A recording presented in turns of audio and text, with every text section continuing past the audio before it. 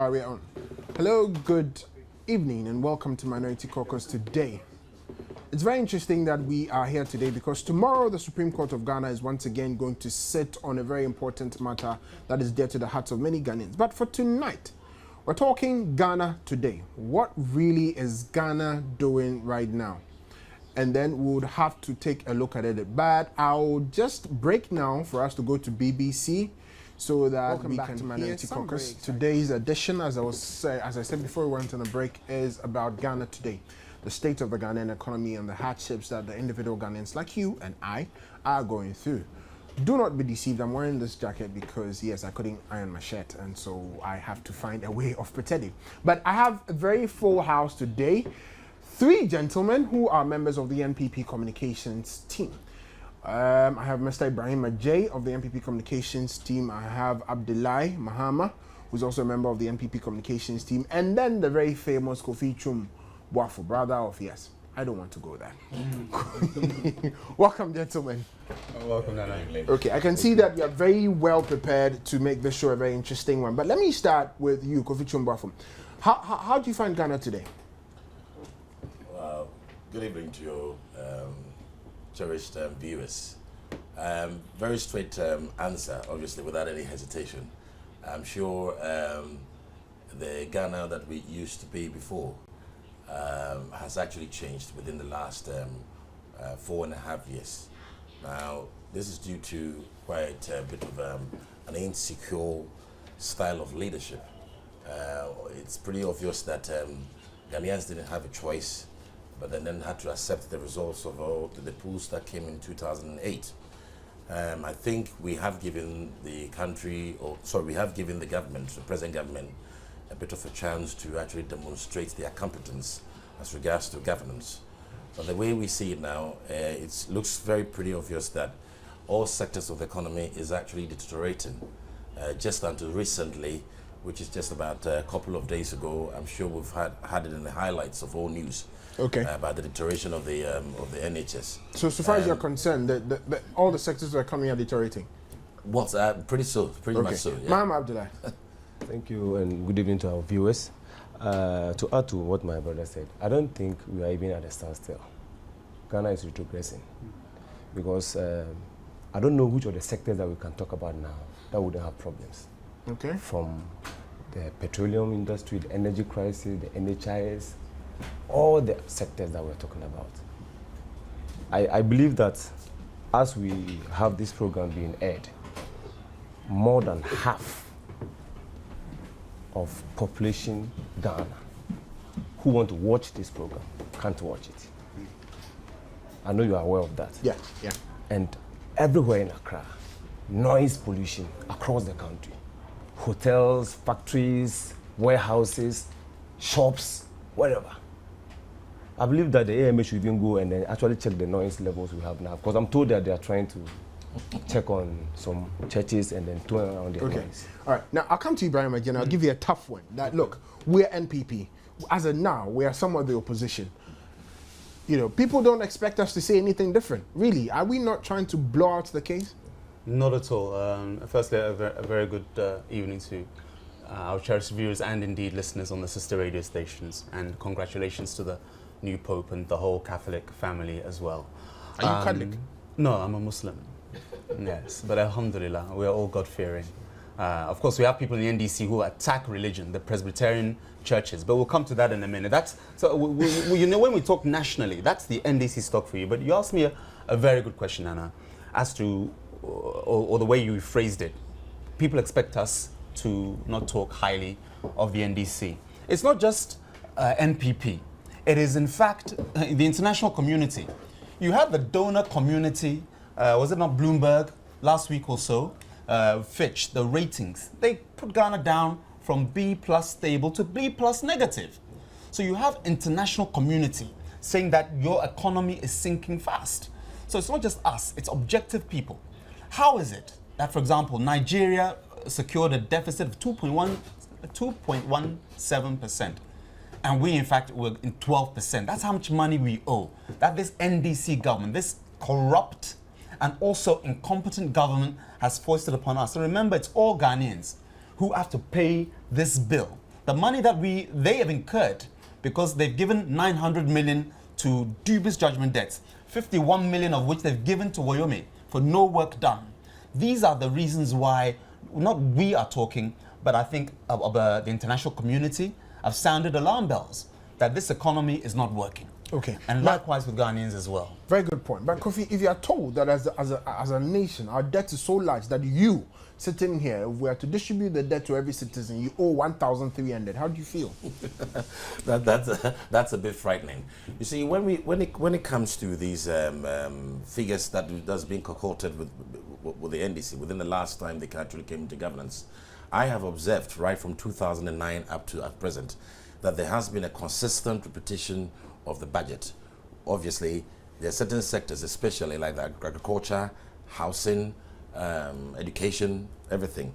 Now, what I'm actually asking myself is that when these deficits actually accumulate, now, which I do and appreciate the question that you've asked me, when this deficits accumulates, who actually feels responsible for it? And who actually criticizes it? Who actually fixes it? It's the economy. It's the ruling government. And the ruling party here is NDC.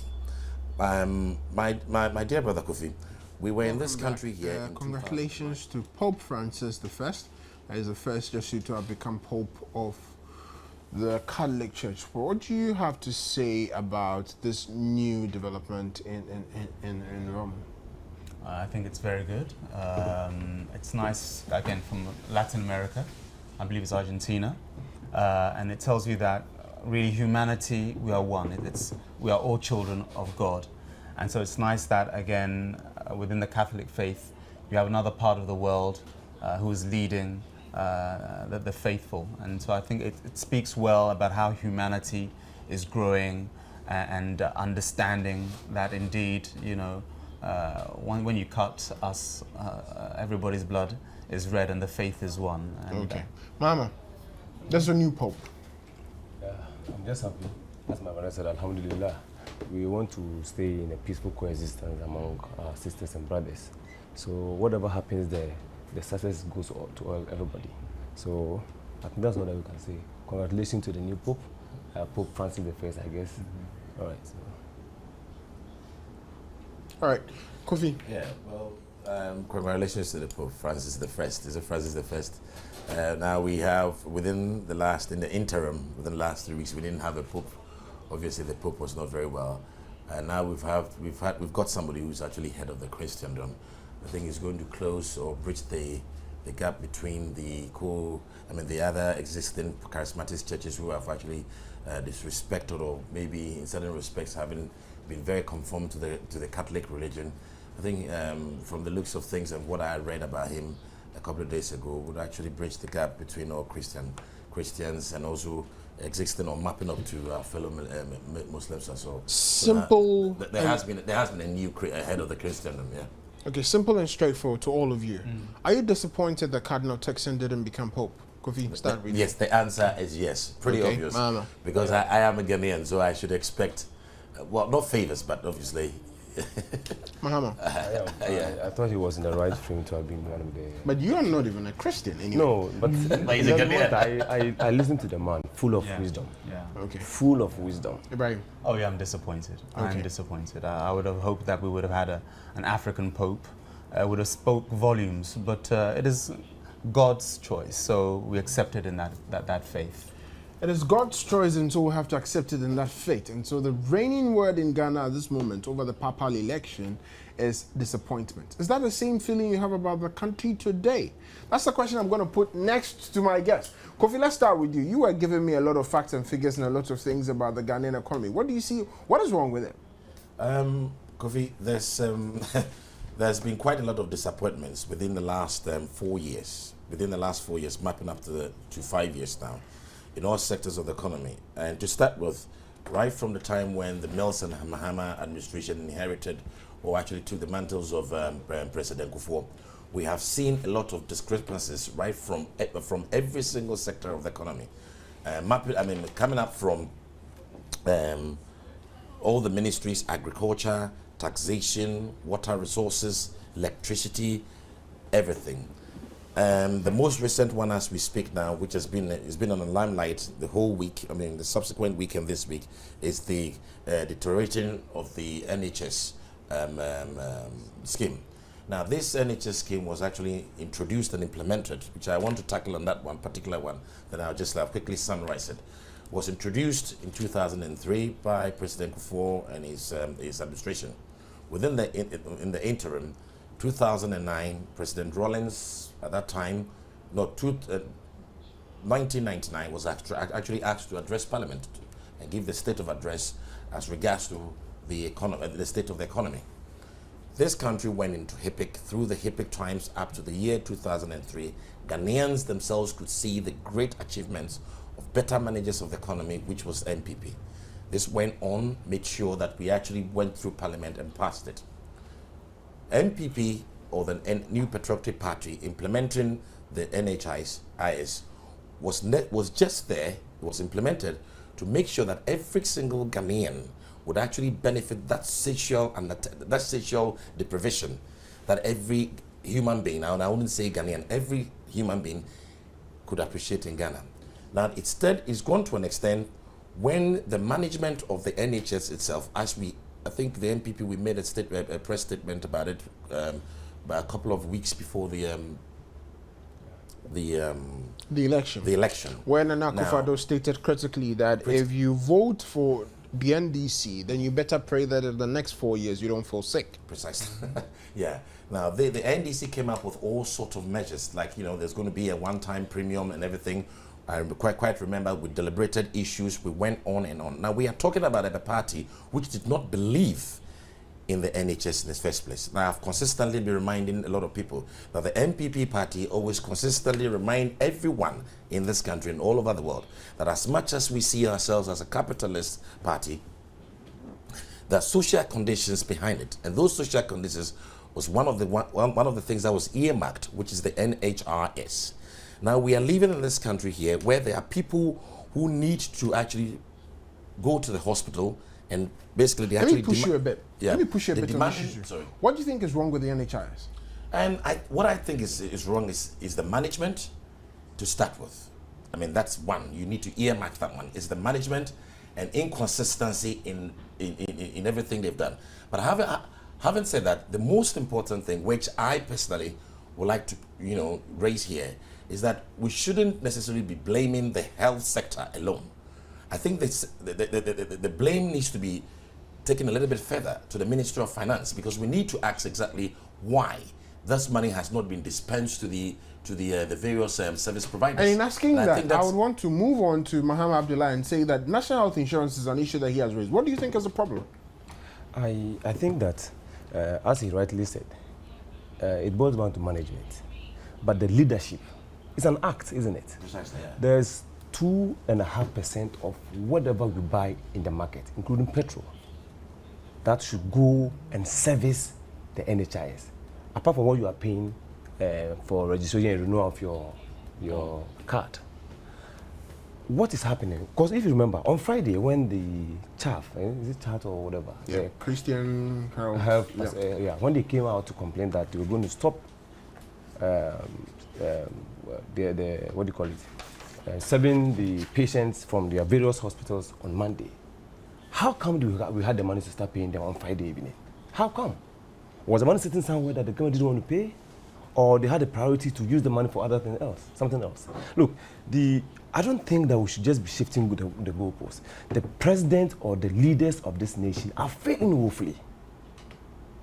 I hope you saw what happened on TV on 2 days ago, when people had to be sacked from the hospital, because some of them went without the NHIS.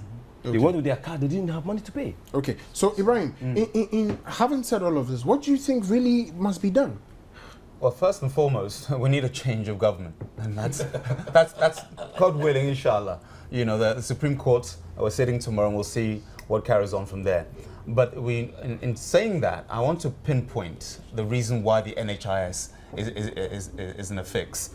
One, the one-time premium policy, that fake hoax of a promise, is why we're in the situation, because it's not sustainable. There's no money coming in to actually then pay the service providers, because Ghanaians said that, if there's one-time premium payment, then why do I need to pay my premium? So from 2009 right up into 2012, you'll find that receipts were actually down. Secondly, the other thing to bear in mind, Nana, is that the economy itself has also contracted. This economy, people say, oh, but we had 14.4% growth in 2011. But look at this. In 2001, our GDP was 4.9 billion. 2002, 5.3 billion. 03, 6.1 billion. All the way up to 08, it went up to 28.5 billion. Constantly, our economy was growing. $28.5 billion in 2008. Then in 2009, what happened? 25.9 billion. From 28 to 25.9 billion. Yes, it's increased now because of the oil that has come into the economy, the oil that the NPP found. I'm just giving you an overall picture that when we talk about the NHIS and we don't have money to fund it because of, if you will, an ignorant policy. Who did we have as Bank of Governor? Pakwesi Arthur. Am I right? Yeah. For the first time, we have somebody who does not have a doctorate in economics. The first time. Do degrees matter? Of course they matter, because it shows your competence. It shows your competence. It does matter because it tells we, the people, that we have the professional. This is not politics. It's technocrats. Would you hire somebody who isn't graduated from a degree level to teach your children at university? Am I right? You wouldn't. You would not hire, excuse me to say, a JHS dropout to come and lecture university students. You just wouldn't do it. And now we have, for the first time in our history, somebody without a doctorate in economics who's mismanaged our economy. That's why it contracted. And that's why it's not just NHIS alone, Kofi. Why is it that we cannot even solve our energy problem? It is a money matter. Because right now, when the gas failed at the West Africa gas pipeline, it meant that the Asogli, which accounts for 200 megawatts, totally failed. Now we are spending over $45 million per month, according to the Deputy Director of VRA, Mr. Odum, Maxwell Odum.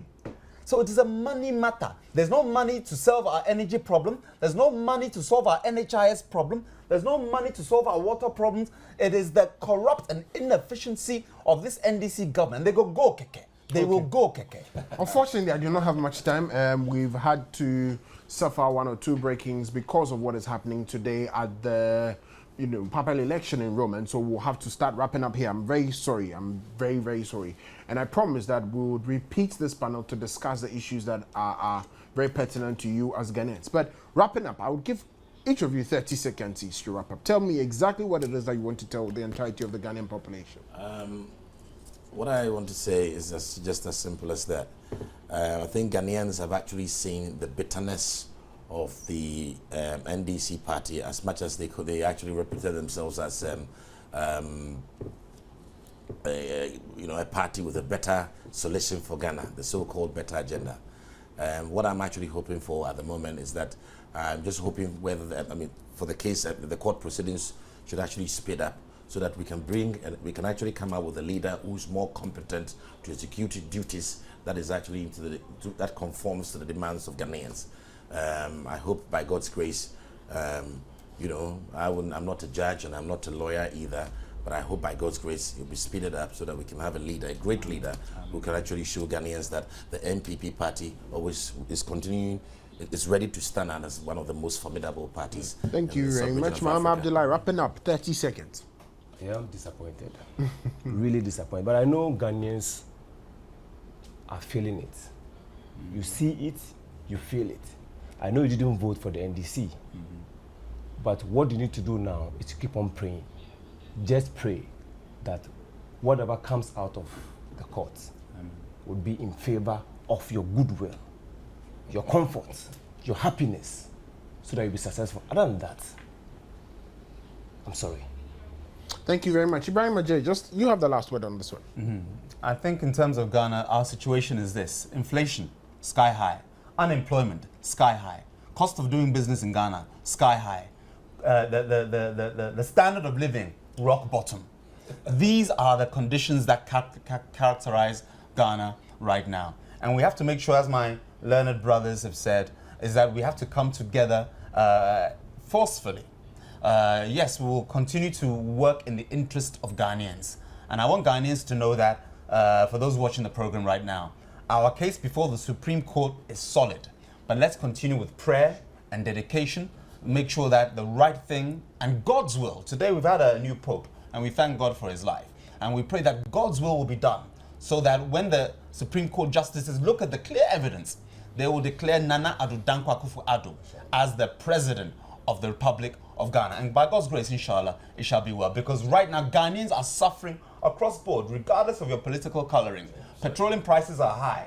Right now, water, tea bread, even common blodo, common bread is now going sky high. What you call it, blodo? Blodo. You wait for the gari, and then your rice. And your Of course, yam to 3 go. pieces for 50 pesos. Your kinky will be, yes, right now we are suffering from gargantuan inflation within our economy. Okay. Thank you, my guests, very much for having been here with us today. We are very grateful to all of you. And then to you out there, I think that Nana Addo Dankwa Akufo-Addo has charted a new course in Africa. Kenya, which a couple of years ago went to war, has today decided to follow in his steps. Mr. Raila Odinga, we thank you very much for ensuring that there's peace in Africa. Nana Addo Dankwa Akufo-Addo, thank you very much. We thank you that there is peace in Ghana. Between you and I'm a very sad individual whenever my show has to come to an end, because I'm going back to my house, which there will be darkness. And I'm going to sleep and probably have to wake up in the middle of the night to sweat all around me, and I sleep with a towel and all of that. Those of you who are suffering that, I'm sorry. I'm very sorry. My heart feels condolences. But this is Ghana today, and we are all living it. It is not a dead bee keke, it is a dead bone keke. My name is Nana Kofi Opondama. I'm trying so hard to prolong the show as long as possible, but I have to go. Good night.